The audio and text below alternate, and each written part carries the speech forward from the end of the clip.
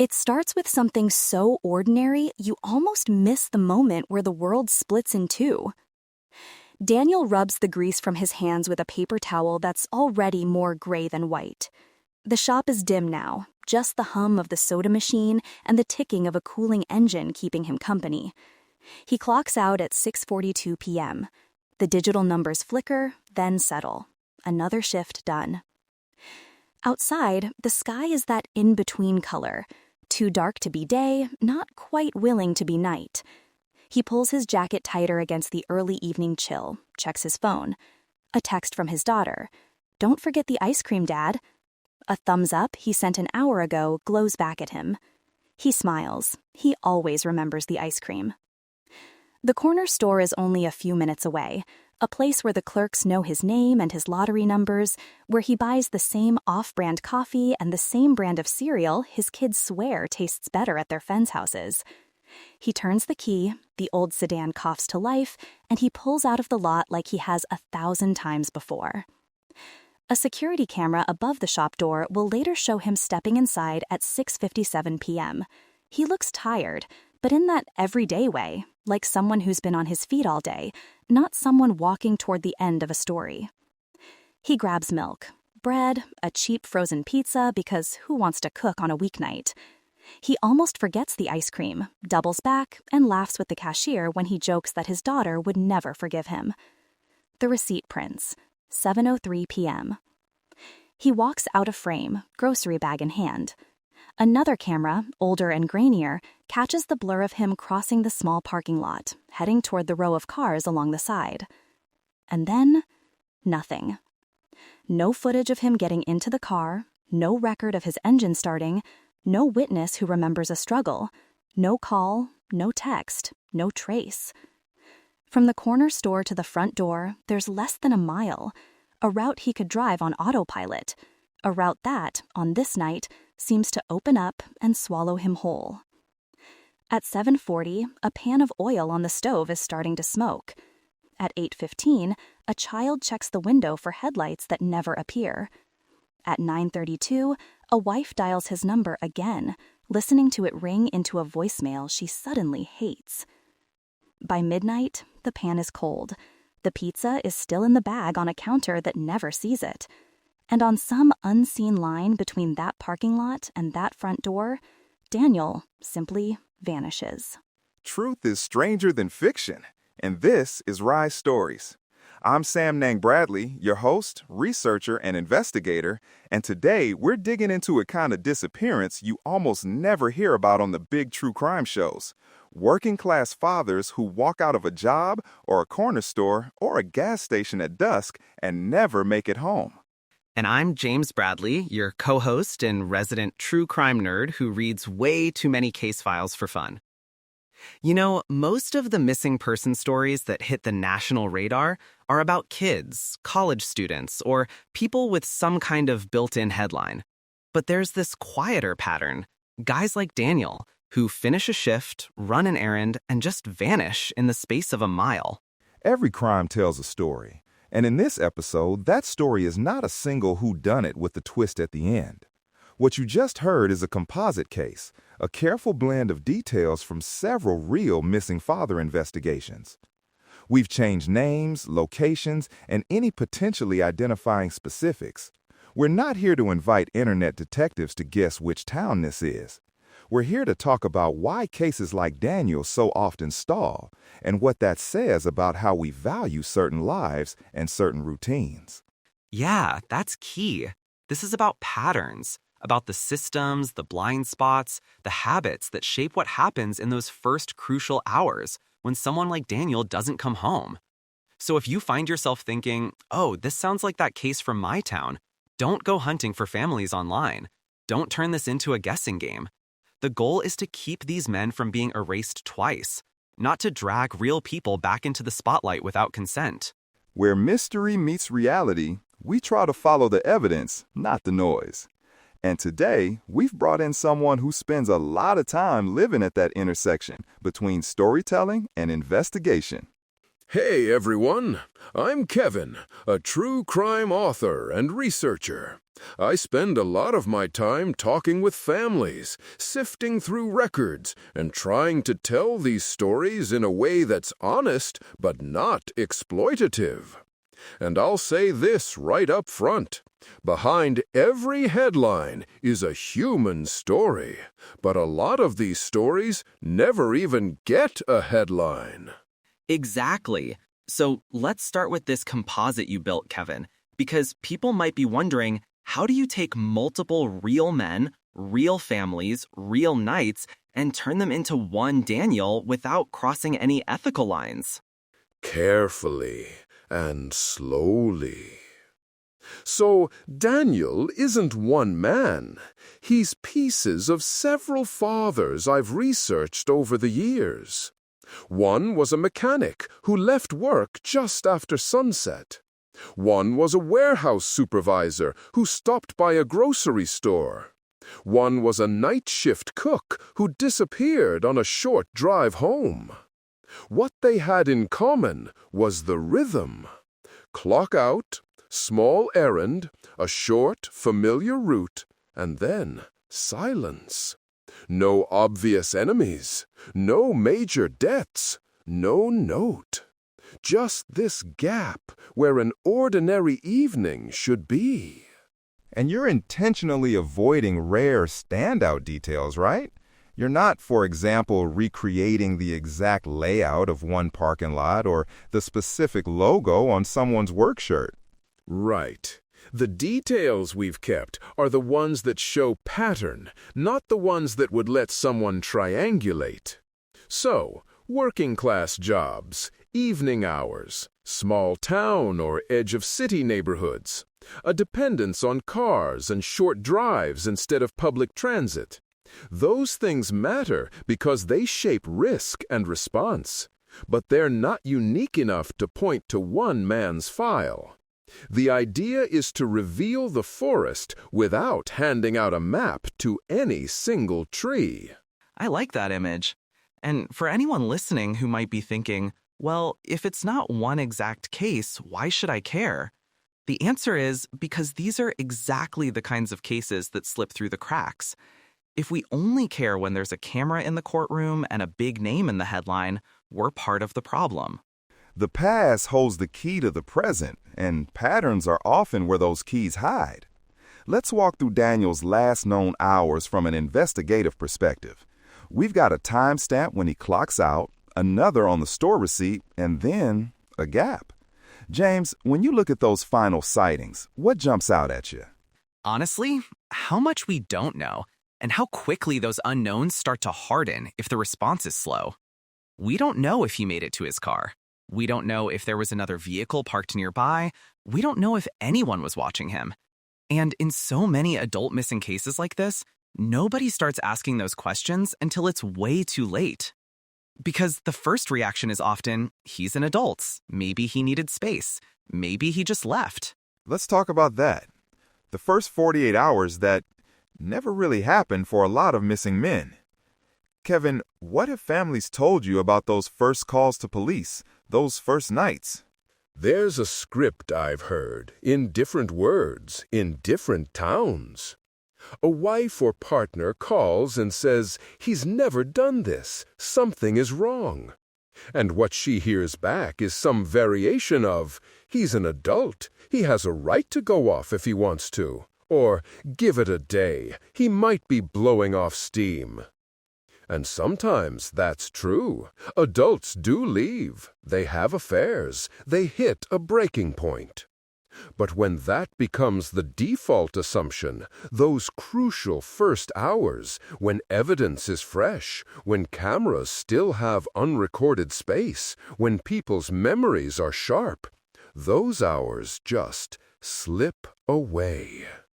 Yeah, and from the system side, there are reasons behind that script. Departments are understaffed. They're juggling calls. There's this idea that you don't mobilize a search party for every late dinner. But the flip side is, we've built this informal hierarchy of urgency. A missing child, all hands on deck. A missing college student, press conference. A middle-aged working dad who might, theoretically, have decided to walk away, he gets placed in the wait-and-see pile unless there's blood on the floor. By the time anyone realizes he didn't walk away, the trail is cold. Security footage has been recorded over. The clerk who saw him is on vacation. The car, if it was towed or moved, has already been cleaned. Justice is a journey, not a destination, and that journey often loses its map in those first hours. Let's imagine what better looks like, just briefly, by contrasting it with what usually happens. In Daniel's case, the family calls that night. They're told to wait. Maybe someone takes a basic report, maybe they don't. A formal missing person entry might not go in for 24, even 72 hours. Meanwhile, nobody's pulling full surveillance from that corner store. Nobody's canvassing the route between the parking lot and his driveway. No one's checking traffic or license plate readers near that stretch. And families feel that. I've talked to kids who grew up believing, on some level, that their dad's disappearance just wasn't worth urgency. They remember the officer who said, "He'll probably turn up." They remember neighbors whispering, "Maybe he left them," before knowing anything about the man beyond a few surface assumptions. Let's dig into those assumptions, because this is where bias and invisibility really kick in. Which missing adults do we picture when we think tragic mystery? It's rarely the guy in steel-toe boots and a discount jacket leaving the night shift at a warehouse. Yeah, class, race, and job title all play into this, whether we like to admit it or not. If Daniel were a white-collar professional who vanished on a business trip at a conference hotel, we might picture him differently than a mechanic from a neighborhood that never makes the news unless something's on fire. In the cases I've drawn from, we have a mix. One father was white, working class, in a small rural town. Another was black, working nights in a more urban area. Another was a Latino dad in a warehouse job on the fringe of a city. What united them wasn't their exact background. It was how the system read them, as men who could plausibly have walked away. The guy with drinking buddies? Maybe he went off with friends. The one who'd argued with a partner last week? Maybe he needed space. And sure, those possibilities exist, but we see them leaned on much more heavily for certain men in certain zip codes. Exactly. A missing CEO in a nice subdivision gets framed as a mystery from day one. A missing line cook from a neighborhood with a reputation, people quietly file that under, well, things happen over there. Media coverage mirrors that. One case becomes a long-form feature. The other gets a 2-paragraph brief that never gets updated. Behind every headline lies a chilling tale. Behind every non-headline, there's a family wondering if anyone cares. So let's talk about how to do victimology without turning someone into a stereotype or a soap opera. When I look at Daniel from a cold case analysis perspective, I'm asking questions like, what did his typical day look like? Who expected him that night? What routes did he normally take? Did he deviate from habit often, or was he a creature of routine? We know Daniel worked a physical job, the kind of work where your body is tired at the end of the day, but you got a rhythm. He commonly worked until early evening, then either went straight home or made small, predictable stops. The night he vanished, he did things that signal intent to return. He bought perishable groceries. He picked up ice cream his daughter had specifically asked for. He clocked out normally. There was no sudden blow-up, no dramatic exit. You don't buy frozen pizza and ice cream if you're planning to disappear forever. Could he still have walked away? Sure, but the probabilities shift. This is where early victimology should be guiding response. You don't need to dig into every detail of his private life in the first hour, but you can ask, is this behavior consistent with walking away, or does it raise red flags? If a parent who's never missed bedtime suddenly doesn't come home, that should ring differently than someone with a history of disappearing for days. Families often tell me, "We tried to explain this, how out of character it was." They'll say, He hadn't packed anything. His medicine was still here. His favorite jacket was hanging by the door. But they feel like they're shouting that into a wind of adults are allowed to leave. And again, that's true, but it shouldn't be the only lens. Ethical victimology asks, how do we understand this person's routine and risks without turning their life into public spectacle? You don't need to broadcast every argument or misstep to treat a disappearance seriously. Stay curious, stay informed, but stay respectful. Let's move to what happens when that respect and urgency don't show up. Because in a lot of these cases, families end up becoming the ones holding the file, right, Kevin? They do. I spoke with one woman, I'll call her Lena, whose husband vanished in a very Daniel-like way.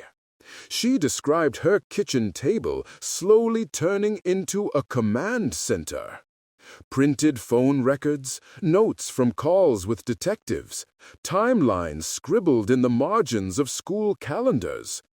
She was working full-time, raising kids, and at night she'd be on the computer, learning how to pull public records, how to make flyers, how to contact media without sounding, in her words, hysterical. That word comes up so much, doesn't it? Families trying to be urgent but not hysterical, persistent but not annoying, cooperative but not passive. They're essentially learning to manage a case while they're in shock. Yeah, another daughter, I'll call her Maya, was 16 when her dad went missing. She told me she started keeping her own notebook, writing down every call, who she talked to, what they said, whether anyone promised to follow up. Years later, that notebook was more detailed than parts of the official file. These families become de facto investigators, advocates, archivists, while still trying to pay bills and get kids to school and answer the question, is Dad coming home? Uncovering the dark side of humanity also means uncovering the quiet heroism of people who never asked to be in this position. And it's important to say this. Critiquing how these cases unfold is not the same as attacking every officer or reporter. There are investigators who push hard for missing adults. There are journalists who fight to get these stories on air. The problem is the pattern, not just the people. Exactly. So what does better actually look like beyond, everyone just magically caring more? From a procedural standpoint, one step is having clearer bias-aware checklists for adult missing cases. Instead of, he's over 18, wait it out, you ask, does this person have dependents they're responsible for? Did they leave necessary medication behind? Is this disappearance abrupt compared to their normal patterns? Are there known risks on their route home?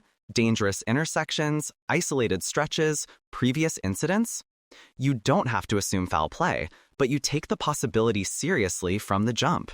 On the investigative side, better also means treating that corner store parking lot like it could be a crime scene, not just a place a guy passed through. Pull the full surveillance, not just the 5 minutes he's in frame. Look at the 15 minutes before and after. Who was loitering? Which cars pulled in and out? Cross-check license plates. Talk to the clerk the same night while their memory is fresh. Drive the route yourself and note things like blind spots, unlit areas, or cameras on nearby businesses. And for media, better looks like giving these cases more than one brief mention. That doesn't mean splashing a family's grief across the screen without consent. It could be a follow-up months later, checking in on the status of the case. It might be a short piece about resources for families of missing adults. Just acknowledging publicly that the silence around a case isn't the same as resolution. There's also this idea of a justice map. Who lives in areas that get more patrols, more cameras, more tips because people are used to calling things in? Working-class neighborhoods, communities of color, rural areas with stretched thin services, their dots on that map are fainter. If Daniel disappears in a well-lit suburb with license plate readers at every exit, the odds look different than if he disappears along a dark, half-industrial back road with one flickering streetlight. Digging deeper into the shadows sometimes shows us that the shadows aren't random. They follow certain lines: class lines, racial lines, resource lines. And that brings us to the listeners, because people at home hear these stories and often think, I'm not a cop, I'm not a reporter. What can I actually do ethically to help in cases like this? First, what not to do. Don't harass families. Don't flood them with your theories about what happened. They are not puzzles for you to solve. They're people trying to live inside something they never chose. Don't go play detective at the corner store, demanding old footage or confronting random employees. Instead, think in terms of quiet, practical support. For example, if a family has a verified website or social media page about their missing loved one, you can help by boosting accurate information. Share official flyers, share updates, help keep the case from fading out of community memory without adding speculation. If you've got organizational skills, you might offer to help a family organize documents, digitizing old records, labeling timelines, that sort of thing, if they want that help and you're local and trusted. You can also connect families with reputable resources, nonprofits focused on missing adults, legal aid, victim advocacy groups. Sometimes the most powerful thing is simply saying, I see you, I remember his name, and meaning it over the long haul, not just the week you first heard the story. And if you're a creator, a podcaster, blogger, filmmaker, ethical support means asking, am I centering the missing person and their loved ones? Or am I centering my need for a shocking story arc? That might mean choosing to blend cases into a composite like Daniel, or leaving out a lurid detail that doesn't actually help anyone, but might hurt a real child who has to go to school tomorrow. Yeah, less, what will get me downloads, and more, what would I want said if this was my dad, my brother, my friend? Ethical true crime is a victim-centered genre, or it's nothing. We're coming up on our reflection segment, and I want each of us to share one shift in perspective we hope listeners carry with them into every missing person story they encounter. I'll start. For me, it's this. Don't let the word adult flatten your empathy. We have built-in reflexes that say, grown-ups make choices, and that's true, but disappearing without a word, mid-routine, often isn't a choice. So when you hear about a missing father, don't jump straight to he walked out. Ask, what do we actually know about his pattern, his responsibilities, his last verified steps? Every crime tells a story, but that story starts long before the headline and continues long after. I love that. My shift is about the justice map we talked about. I want listeners to notice which cases get immediate hashtags, search parties, think pieces, and which ones slip by as a name on a community Facebook page. When you see that imbalance, don't just shrug. Ask why. Is it class, race, the neighborhood's reputation? Then, in small ways, you can push back. Share that overlooked case. Write that email to a local outlet. Show up at that vigil. Unraveling the mystery, one clue at a time, sometimes means the clue is our own bias. For me, it's about remembering that a file is not a person. I've spent years with stacks of documents about missing men, witness statements, time cards, bank records. It's easy, if you're not careful, to start thinking in terms of the mechanic case or the warehouse guy. But somewhere, there's a kid who still sets an extra place at Thanksgiving in their mind. There's a spouse who still checks faces in crowds.